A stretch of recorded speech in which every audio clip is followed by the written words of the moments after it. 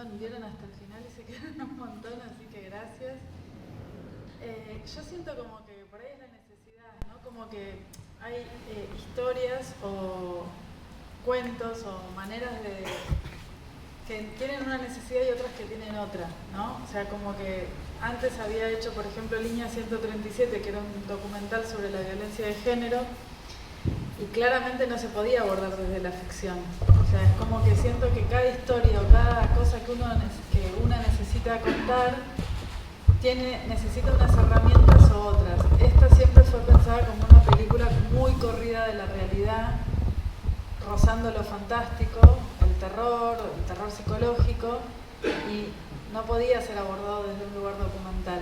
Entonces siento que es más como lo que te nace contar, pensar con qué herramientas o qué es lo que necesitas para contar eso, ¿no?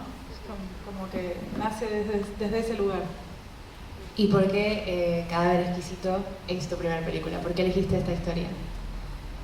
Tuve una idea, o sea, el disparador fue estar vaciando un departamento que había sido habitado por mi madre, y mi madre ya no estaba ahí, y fue simplemente, a veces la gente cree que las ficciones tienen disparadores como muy concretos, como que uno se imagina la historia desde que empieza hasta que termina y te sentás y la escribís, y no es así. O sea, por ahí es simplemente un disparador, una idea, una sensación, una poesía, no sé, como algo que te dispara. Y después son años de escritura. Después intervino también un amigo que es guionista, escribimos entre dos personas, y fueron encontrarnos 2-3 veces por semana durante varios años. O sea, tuvo un proceso de escritura de mucho tiempo. En el momento que se fue a presentar al Instituto de Cine, los productores intervinieron, hubo varias reescrituras. Digo, el disparador fue ese, ¿no? Como fue encontrarse por ahí con una persona que querés un montón y que ya no está en ese lugar, y a través de lo que deja, encontrarte quizás con otra persona que no era la que creías que era, y a partir de ahí se me empezaron a ocurrir un montón de ideas como de thriller psicológico, pero fue solo un disparador. ¿Y cuánto tiempo duró el proceso entre que tuviste esa idea hasta que se terminó la película? ¿Cuántos años pasaron en el medio? Un montón, porque las pelis en realidad tienen un proceso de desarrollo, de escritura, de buscar los fondos, de filmarla, de toda la postproducción. En el medio te atraviesan crisis económicas, pandemias, y en realidad se está terminando ahora porque, digamos, el circuito se cierra con la distribución, que es que la gente la vea, en todos los sentidos, los festivales, las plataformas, la televisión, o sea, el circuito entero es ese, o sea que en realidad empezó en el 2015 y estamos en el 2022 y se sigue viendo, o sea que vamos 7 años con Cadáver Exquisito. ¿Alguien en el público tiene alguna pregunta que quiera hacer?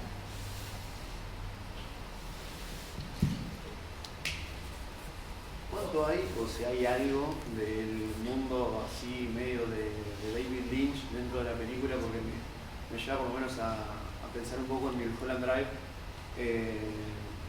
No me acuerdo el nombre de la protagonista ahora, perdón, pero o sea que de la protagonista que a veces como que se siente como que reemplaza, porque quiere tener la vida de la persona en la que ella se enamora, en la que se crea un imaginario, en realidad que no sabemos si se crea o no, porque como es todo onírico no sabemos en realidad nada de lo que sucede, pero me pasa un poco que sobre todo al final, que está bien marcado con esas secuencias en las que se enfrentan a las dos, o sea, como cuando dan vuelta en la hamaca, bueno, que ella se va transformando en Lucía, se va transformando en Blanca, Sofía se va convirtiendo en Blanca, sí. ¿Hay algo de eso ahí o solamente lo traje yo porque lo tengo incorporado? No, sí, fue una de las referencias esa película porque es un tema muy parecido, es una pareja de chicas donde una toma la identidad de la otra y donde aparte es justo un director que a mí me encanta, que lo vi siempre. O sea, me gusta mucho el terror psicológico más Polanski, y también me gusta esta cosa muy surrealista que tiene David Lynch, tanto en el cine como por ahí Atrapando el pez dorado, que es un libro que escribió sobre cómo hacer cine y meditar y cómo, digamos, también trabajar con no tan racional. O sea que sí, fue una de las referencias. No tanto, la verdad es que él trabajó mucho con la directora de arte de la imagen, no fue una de las referencias que se las di tanto a nivel visual, pero sí que fue una de las referencias en el momento en el que nos sentamos a escribir esa película. Sí. Me diste el pie para una de las preguntas que quería hacerle a usted. A usted, señor. Es cómo trabaja junto al departamento de arte. Si tiene algún proceso personal o... No, que nos cuentes un poquito. No, en realidad es más una relación personal con cada director de arte. Depende mucho también del proyecto y de las ideas que vayan surgiendo de las reuniones que tenemos con dirección. Ella un poco pone las pautas principales y a partir de eso nosotros podemos empezar a aportar ideas que se nos vayan ocurriendo y incluso retroalimentándonos de las ideas que tiene arte con fotografía. Entonces ahí podemos hacer incluso, por ejemplo, las partes de la bañera fueron como ideas en conjunto que surgieron durante ese tipo de reuniones. ¿Y cómo llegaste vos a este proyecto? Y yo la conozco a Lucía prácticamente desde el comienzo del proyecto. Bueno, somos pareja, de hecho. Entonces, eso sumó... Data, que no teníamos. Eso sumó a ver todo el proceso y claro, habíamos hecho juntos Línea 137 también. Ella había trabajado en otras películas donde yo hice la fotografía, ayudándome en la parte de cámara. Entonces prácticamente vi todo el proceso y era prácticamente un trabajo 24/7 durante muchos años. Y una consulta, ¿fuiste también el camarógrafo o solo director de fotografía? Sí, también. hice la cámara y la fotografía. Ok. ¿Te preferís trabajar de ese modo? A mí me encanta hacer cámara. De hecho empecé haciendo fotografía fija en revistas y en gráfica. Y cuando me empecé a dedicar al cine, la verdad que salir de la cámara me cuesta muchísimo. Confiarle el ojo a otra persona es todo un tema. Entonces, sí, prefiero hacer la cámara. Pero sé que en algún momento es muy probable que tenga que relegarle la cámara a otra persona, depende del proyecto también, porque es muy complicado estar atento a todo el tiempo. Armar la iluminación y además pensar la cámara y los movimientos de cámara y los planos, a veces se puede llegar a complicar, pero prefiero hacer las dos cosas. Sí. Bueno, muchas gracias. ¿Vale? Yo tengo una pregunta sobre el baile, porque no estaba familiarizado, no sabía de su existencia. No llegué tampoco a escuchar bien el nombre, quería preguntarte puntualmente a vos por la función y por qué habías elegido ese baile. La danza se llama danza Butó, es la danza contemporánea de Japón de este momento. O sea, nace después de los bombardeos de Hiroshima y Nagasaki y se llama la danza que va hacia la profundidad o hacia la oscuridad, es la traducción. Y tiene que ver como que en esas ciudades, después de esos bombardeos, que hubo muchas muertes como muy de golpe, los japoneses, que también trabajan mucho, digamos, lo espiritual, sienten que quedaron muchas energías y fantasmas latiendo en esas ciudades. Y de ahí nace la danza Butó, que es bastante más oscura de lo que yo la traje. O sea, si ponen danza Butó en YouTube, van a ver personas pintadas de blanco y moviéndose como espectros, o sea. Y como la película me parecía que empieza a ser como eso, ¿no? Como un descenso hacia la oscuridad, que es el que atraviesa la protagonista. En vez de trabajar con la danza contemporánea más occidental, como podría ser Pina Bausch o digamos la más conocida, preferí usar la oriental, que trabaja con lo fantasmagórico, y aparte la película como eje central tiene la identidad, el fantasma, el otro, el doble, el espejo, y esa danza trabaja con eso, ¿no? Con el desdoblamiento. Entonces como que me cerraba por ese lugar. Y Rea, que es una de las que hace de alumnas, en realidad es como en Argentina la que trajo la danza Butó a la Argentina, se llama Rea Borgi. Y bueno, nada, me parecía eso, ¿no? Como que en ese sentido había una película que se llama Suspiria, pero está la Suspiria de Darío Argento y está la Suspiria de los últimos años, que es una remake italiana, que si la llegan a ver es una de las grandes referencias de la película. Y el director italiano trabajó directamente, prácticamente con Pina Bausch, o sea, la pone de protagonista a Tilda Swinton y Tilda Swinton hace de Pina Bausch. Y para mí fue como una de las referencias, pero elegí, en vez de trabajar con la danza contemporánea, con la danza Butoh. Buenísimo. ¿Alguna otra pregunta?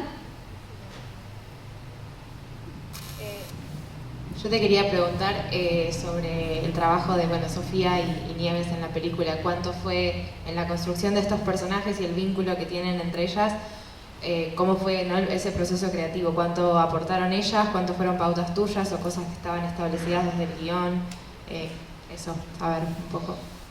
Bueno, siempre quise como siempre quise trabajar esta cosa con la imagen de esta cosa corrida de la realidad, del drama por ahí más latinoamericano y como más realista, que no quería hacer eso.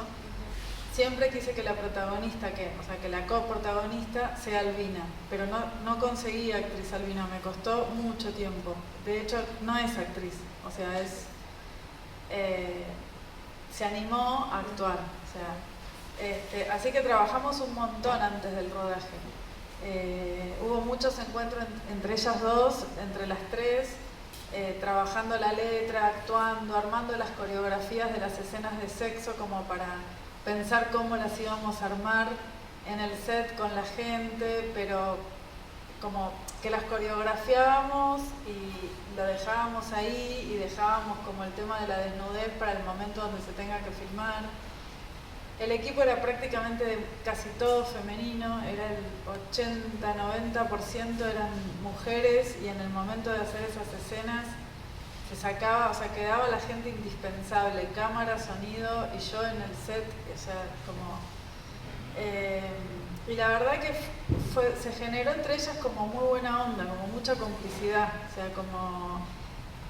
Entonces me resultó muy fácil, y también me ayudó mucho Sofía, que es para mí una gran actriz y además es amiga y es muy generosa, o sea, es como una persona que ayuda, que si ve que la otra persona está como medio tambaleando con la letra, te rescata, ¿viste? Tira una frase y levanta el texto, o sea, es como que no lo sabe hacer tanta gente, como un poco ayudar, un poco improvisar, un poco contener a una chica que era la primera vez en la vida que actuaba en un set, es casi no vidente, la gente albina no ve bien, es paraguaya, entonces el acento que tiene es diferente al resto, ¿viste? Como para los productores era muy jugada la elección de la chica albina, pero yo la defendí hasta último momento, y para mí es como que le da mucha identidad a la película, que si no hubiese sido Nieves.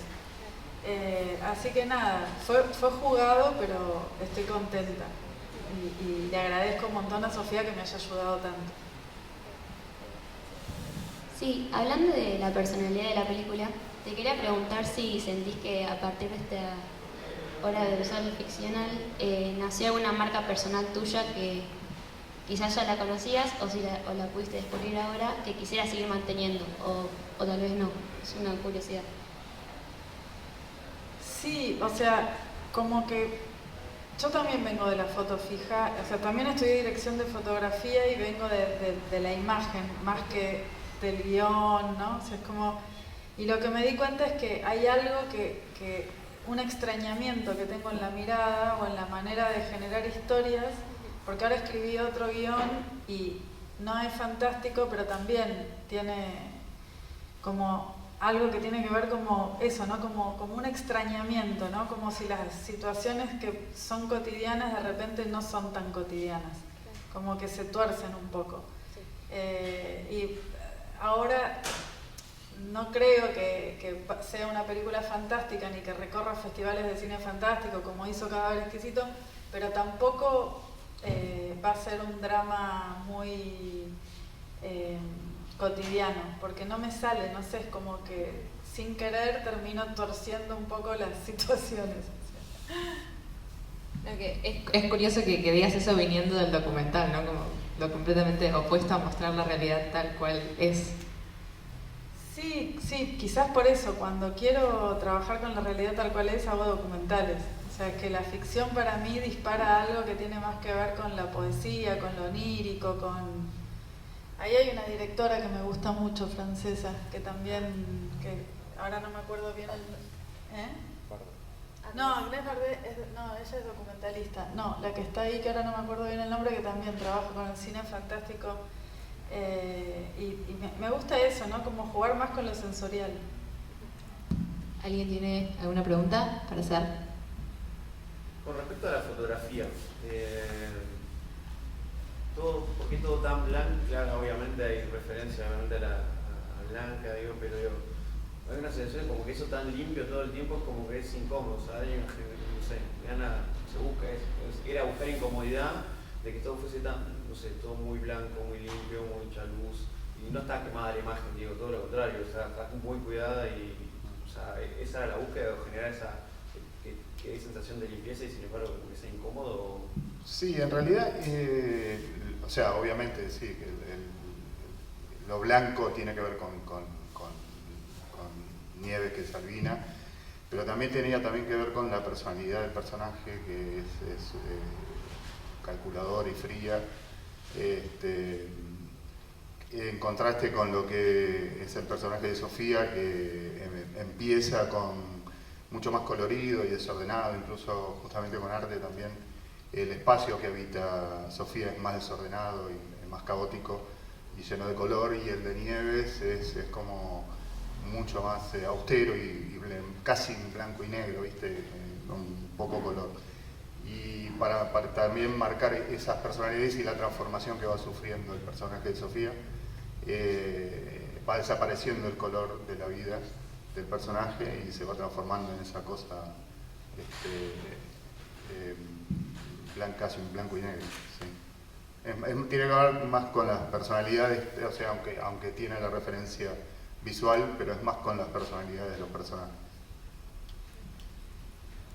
¿Alguna pregunta más? Anímense, no sean tímidos.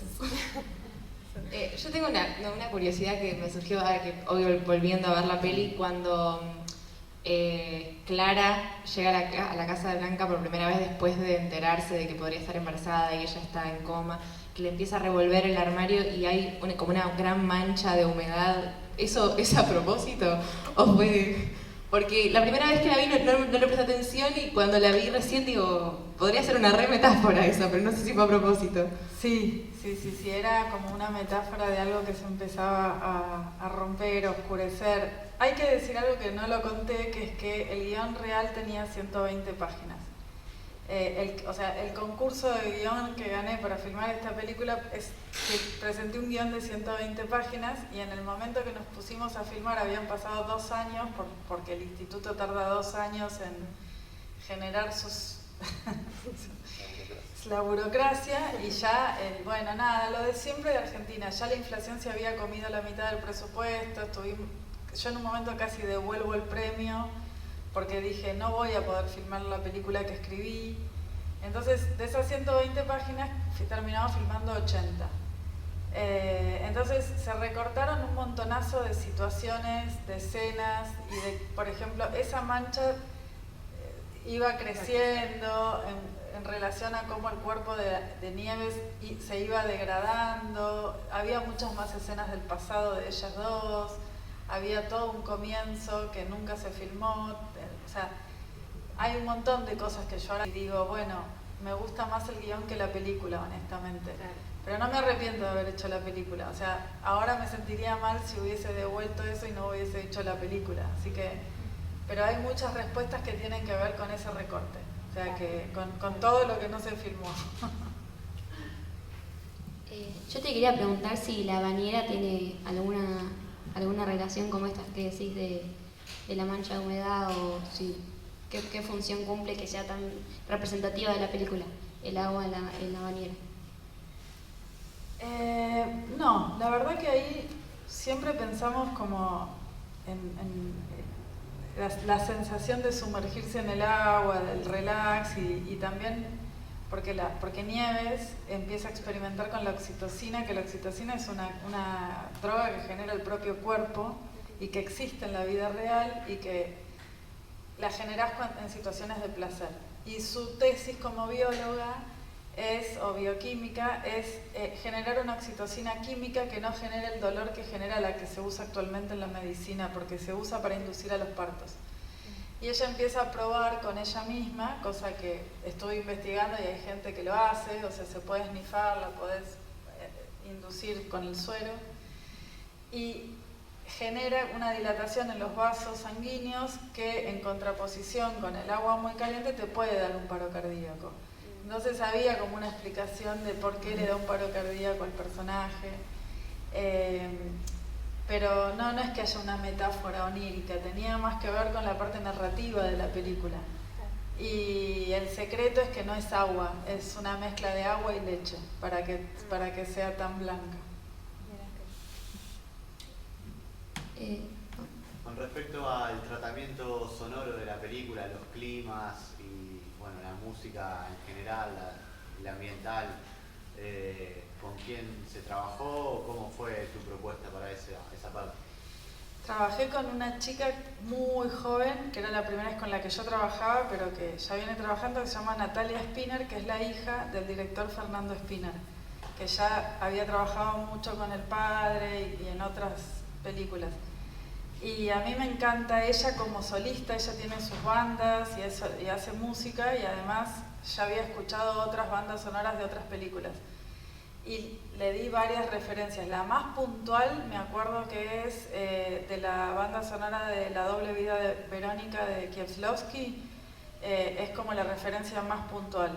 Y después hay un villancico español que cuando llega yo viví 10 años en España y cuando llega la Navidad se canta siempre el mismo villancico que es y beben y vuelven a beber los peces en el río esperando a Dios nacer.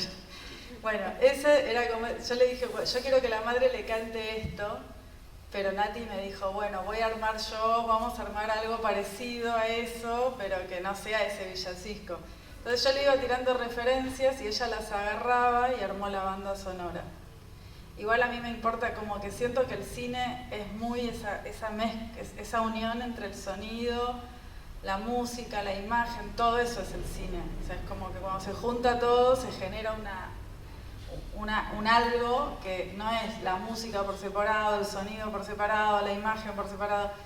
Entonces ella también iba trabajando mucho a medida que íbamos construyendo. O sea, por ejemplo, la música de la danza la hicimos 4 o 5 meses antes de filmar la película, se generó la coreografía, se generó toda la danza butó y Natalia hizo la música.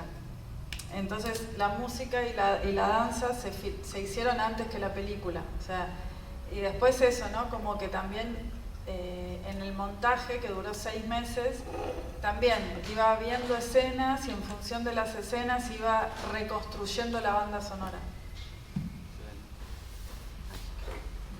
¿Alguna pregunta? Yo tengo una pregunta sobre el papel del placer y la sexualidad en la película, pero relacionado también con no sé, también en relaciones con el baile, con la danza, perdón. También, no, en general, en la construcción de la ficción, cómo entra eso con la temática de la película.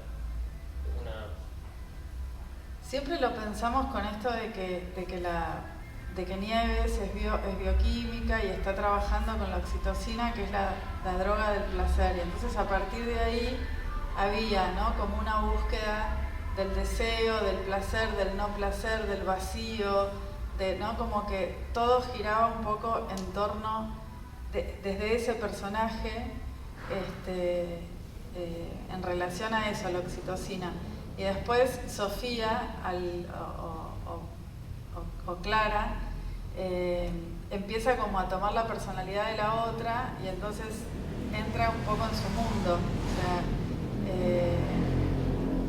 pero siempre estuvo muy ligado a eso, a la relación con la oxitocina. ¿Alguna otra pregunta? Yo quería preguntar en relación al título, si cuando te sentaste a escribirlo sabías que era ese, si había otro título dando vueltas, por qué justamente esa elección de palabras, si en algún momento pensaste cambiarlo o algo. No, siempre fue ese. Y lo tuve que pelear un montón porque ya el cadáver exquisito es un juego que juegan primero los dadaístas y después los surrealistas en Francia desde 1920, 1930, que tiene que ver con construir de manera colectiva algo, que puede ser o una pieza, poesía o una narrativa. Por ejemplo, si ahora estuviéramos jugando, agarro un papel, escribo una frase, la doblo, te la doy a vos, vos no sabés qué es lo que escribí yo y escribís una frase, lo doblás, se la das a ella y así, entre todos podríamos armar un cadáver exquisito y hacer una poesía grupal. Esas eran las poesías que escribían los surrealistas o los dadaístas, o también las piezas gráficas, los collages. Entre un grupo, por eso también Sofía, o sea, el personaje de Sofía hace eso, ¿no? Como que toma las partes que más le gustan de su novia y empieza a armar como un Frankenstein o un cadáver exquisito de lo que ella se imagina, de lo que ella se quiere transformar, ¿no? Tiene que ver con lo colectivo, o sea, y también es una manera que a mí me gusta de trabajar, de tratar de ser en el set como muy horizontal y a las cabezas de equipo pedirle que construyamos entre todos una película, ¿no? Como que todo el tiempo estoy atenta a eso de proponeme, o sea, bueno, el guión es bueno, ahora qué hacemos con esto, ¿no? Como, bueno, traigan cosas, o sea, hagamos entre todos la película. Entonces tenía que ver con eso. Obviamente hay miles de cosas que se llaman cadáver exquisito, o sea, desde la canción de Fito Páez, hay un montón, y ya estaba en Argentores registrado cadáver exquisito. Entonces a la persona que lo había registrado, que era una señora que había hecho una obra de teatro que se llamó Cadáver Exquisito, se lo tuve que pedir, le dije, mirá que no es una obra de teatro, es una película. Y es una señora que ahora de tener 80, 90 años me contestó el mail y me dijo, bueno, te lo cedo el nombre si me invitas al estreno. Entonces le invité al estreno y me cedió el nombre. Pero en un momento Argentores me había dicho que no podía ponerle Cadáver Exquisito y a mí no se me ocurría otra cosa. Era como, bueno, ¿ahora qué hago? Me das el pie para hacerte una pregunta que pensé mientras hablabas. A los dos en realidad. ¿Les ha surgido algún bloqueo creativo en algún momento? Y también preguntar si tienen algunas herramientas que utilizan con frecuencia para salir de ahí, o cómo atraviesan esos momentos de creatividad.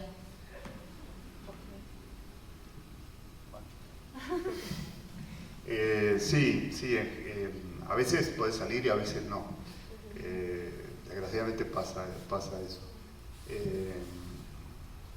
No sé si decirlo, pero bueno, en este caso en la película la escena que por lo menos a mí menos me gusta, por decirlo de alguna manera, es la escena de la casa de campo, casi al final, donde la empiezan a atar y qué sé yo, que en un principio estábamos como muy ilusionados porque la locación estaba buenísima y dijimos, bueno, es esto y es este lugar, pero la habíamos visto de día. La escena transcurría de noche, cuando llegamos a la noche en realidad se filmó de día, pero tenía que ser noche y bueno, por cuestiones de producción no se podía filmar de noche. Entonces, de todas esas ventanas que teníamos y que yo imaginaba, iluminate ese parque enorme que había atrás, no podíamos ver prácticamente ninguna, o las que veíamos tenían que estar tapadas con una tela negra.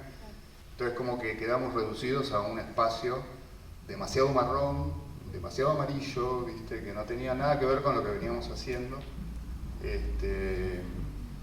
Y ahí medio como que, bueno, pasó eso, un bloqueo del cual quedó una cosa que demasiado para mi gusto naturalista, o como que, bueno, nada, es el color que tiene el lugar, y que no representa un poco el espíritu realmente de lo que era la película, salvo el último plano donde ya se ve que es de día y se ve la ventana y donde ella está colgada y qué sé yo. Pero en principio esa es una de las secuencias donde pasó eso. Y en general, nada, como en ese momento empezás a preguntarle a los demás si se les ocurre algo, básicamente. Sí.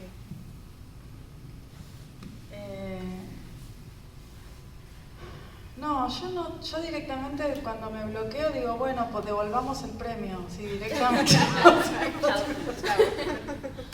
Cuando me enteré que tenía que recortar 40 páginas, estuve al límite de decir, o sea, porque aparte no es lo mismo una reescritura de guión, que es sentarte, parar todo y decir, bueno, reescribo el guión. Ya había gente trabajando en la productora, gente contratada, y los productores me dijeron, mira, es muy fácil. Todos los exteriores, y cada vez que haya más de 4 personas, las escenas se tachan. Y después, ¿cómo armo esta película? Algo vas a armar. Algo tipo, bueno. Entonces, en realidad, por ahí el bloqueo por momentos me agarró más en el montaje.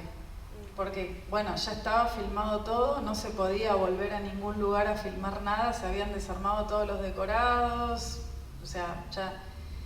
Y por momentos sí que con el montajista, viste, te agarra como ese momento de soledad, 2 personas y ya está, ya se escribió, ya se filmó, ya está. Bueno, o sea, la película tiene que tener una introducción, un nudo y un desenlace, o sea, es como...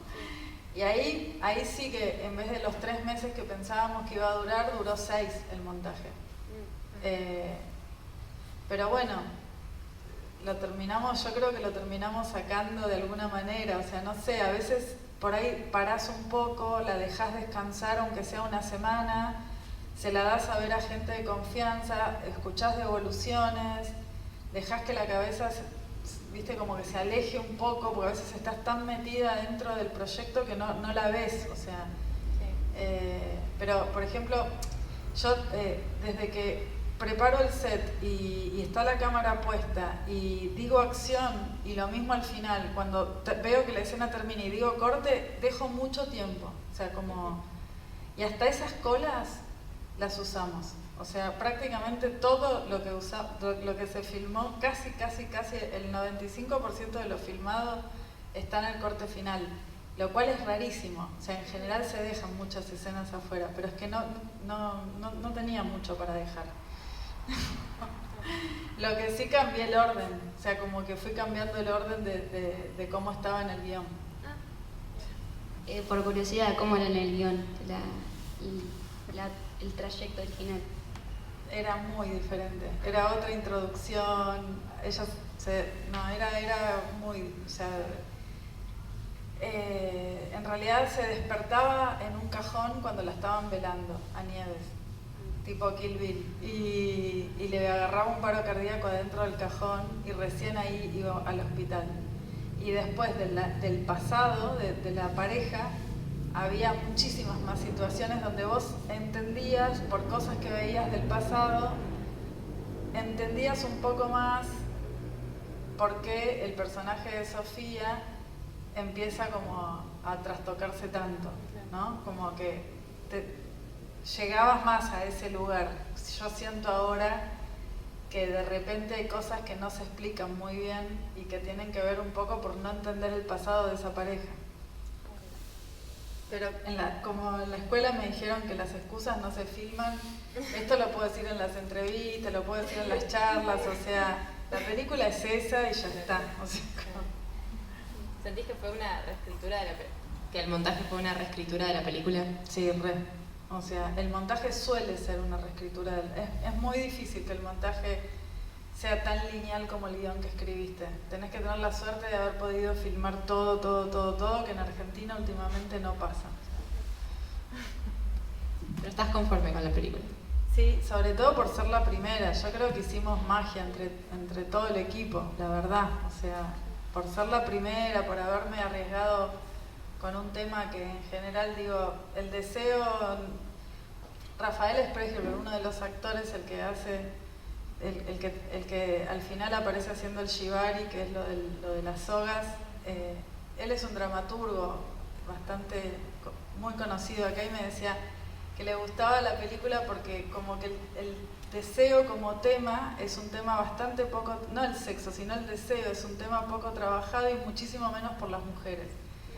Entonces, como que me decía, me parece súper arriesgado que te hayas mandado como primera película a escribir este guión y que encima lo filmes así, sin ningún problema. Y digo, bueno, o sea, qué sé yo, no sé, o sea, para eso estamos, ¿no? Digo, vamos a vivir una sola vez, hagamos lo que tengamos ganas. Bueno, me parece súper interesante que digas eso, porque en este rubro es como súper, no sé, vos decís, bueno, tengo que estudiar esto, después tengo que aprender esto, y si no, no voy a poder filmar. Y es como, está bueno ese mensaje de hacerlo, agarrar una cámara, agarrar a tu amigo, a tus compañeros de universidad y filmar y hacer. Y bueno, también mi pregunta del bloqueo creativo y eso venía un poco de esa área de, nada, llevar a lo terrenal al cine, ¿no? Como somos humanos, nos equivocamos, nos bloqueamos, pero bueno, es parte, no es todo como color de rosas y está bueno como charlarlo.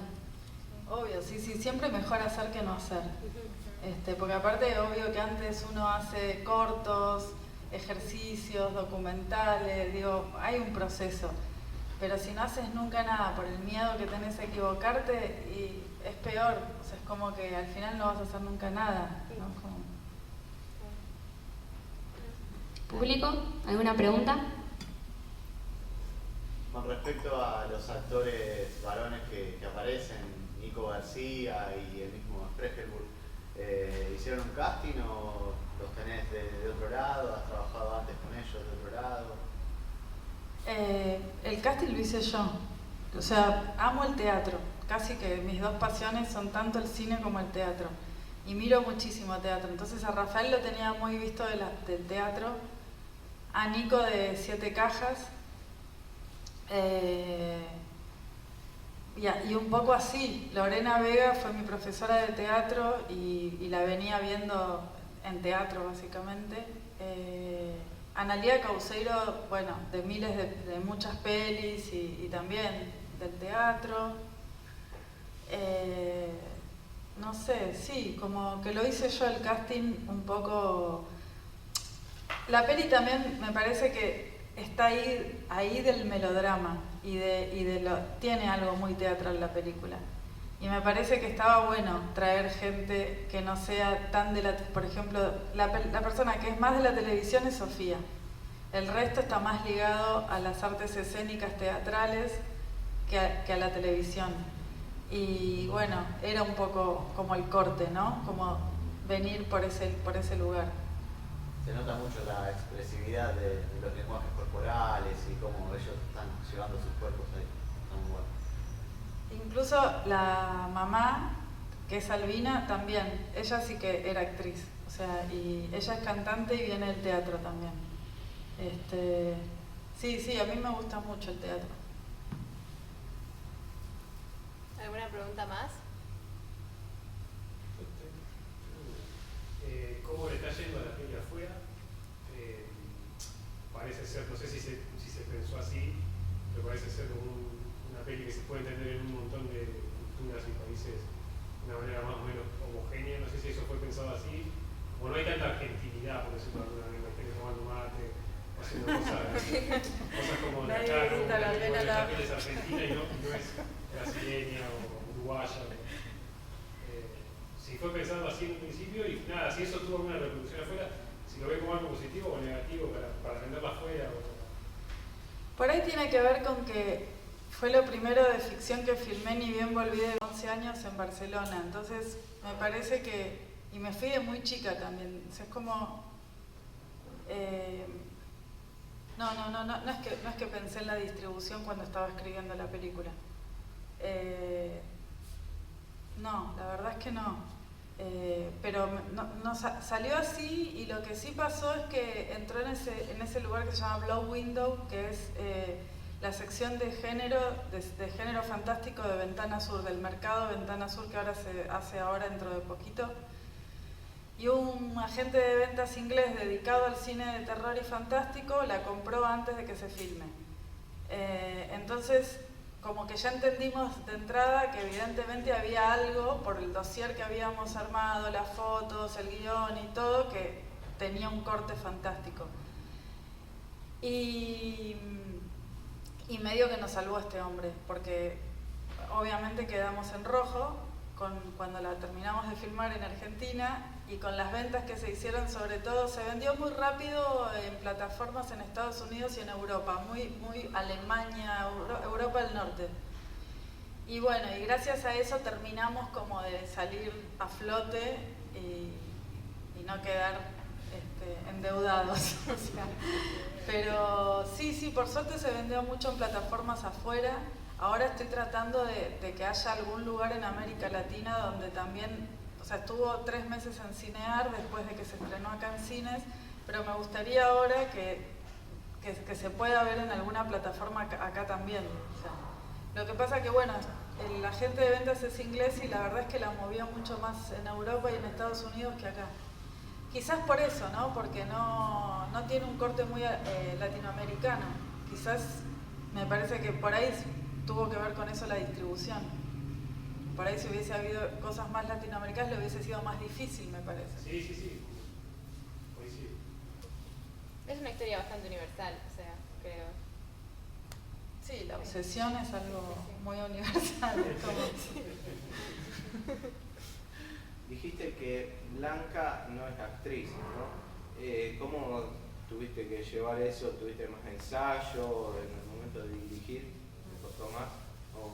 Sí, le pedí a Lorena, o sea, como era la primera vez que ella actuaba y la primera vez que yo dirigía, le pedí a Lorena Vega, que es la que hace de profesora de danza, que fue yo en un momento empecé a estudiar teatro. Cuando salí un poco de la cuestión más técnica, yo venía de cámara, del foco, de cuestiones muy técnicas, y cuando empecé a querer dirigir gente, empecé a tomar clases de teatro para entender un poco cómo se trabaja con seres humanos y no con máquinas, ¿no? ¿Viste? Como que cambió la cosa. Y entonces a Lorena Vega le dije, ayúdame con Nieves, porque la verdad es que es un montón para mí. O sea, estar dirigiendo por primera vez a una no actriz, y sobre todo lo que me daba mucho miedo es que es casi no vidente. Entonces, aparte había que cuidarla en el set. Los sets, viste que son lugares peligrosos, o sea, llenos de cables, de luces, o sea. Entonces, los meses previos al rodaje, más allá de los encuentros que teníamos con Sofía y nosotras tres, hubo un momento donde aparte tuvo unos encuentros con Lorena Vega. Y eso me ayudó un montón. ¿Alguna otra pregunta? Bueno, quería preguntarles si querían contestar algo que no le hayamos preguntado. Contar sería más que contestar. Bueno, autocontestarse ustedes mismos. Unas palabras a modo de cierre. No, básicamente igual agradecerles a ustedes, al festival, bueno, toda la gente que se quedó hasta el final, y que bueno, nada, que lo pasamos muy bien. Bueno, nos alegramos. Gracias a ustedes. Yo también. O sea, me parecen re importantes estos espacios. No sé cuántas ediciones lleva el festival. La primera. Bueno, felicidades, está buenísimo. Está buenísimo, sosténganlo porque hay pocos lugares. Como que después de la pandemia costó un montón traer la gente al cine, así que bueno, nada, felicitarlos y agradecerles. Gracias a ustedes. Gracias, muchas gracias.